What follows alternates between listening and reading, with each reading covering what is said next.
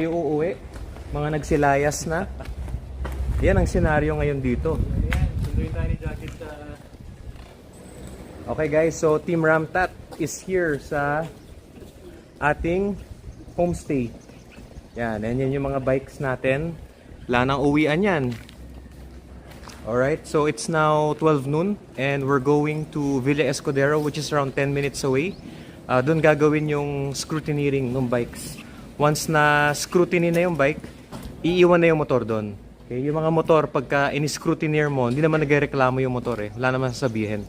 Yan, basta tatanggapin lang ng motor yon. So we just need to make sure na syempre roadworthy yung motorcycles natin. So after that, we may stay a little bit sa Villa Escudero. Tingnan natin ano mga kaganapan doon, mga pangyayari. After nun, bukas, umaga, take off na. Yon. Pero mamaya pala may dinner ng 8 p.m. Ay tama ba? 6. Yon, 6 p.m. merong briefing and dinner. Doon din i-reveal yung order ng take off. Okay, so draw lots 'yon. So ganun ka, parang game changer din, 'di ba? Na bunutan yung sinong mauuna. So it's fair. Patas lang lahat regardless of brand, regardless kung sinong rider yon, di ba? Bunutan kung sino mauuna. Syempre mas favorable yung nasa top half ka, first half. Okay. Ito si Je. Yan.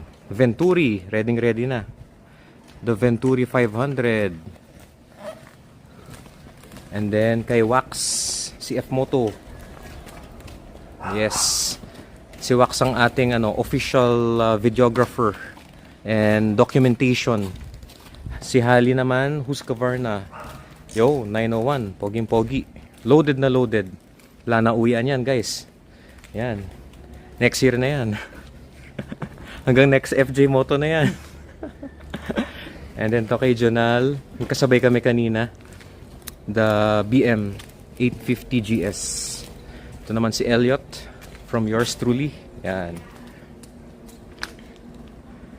Alright guys, we're here na at Villa Escudero and scrutineering na ang Team Ramtat.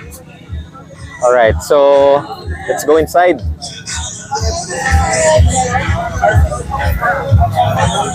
Here we go, registration Team Ramtat.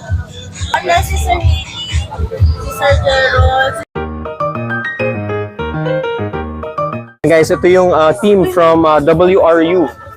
Alright, so lahat ng participants meron silang GPS using our mobile devices.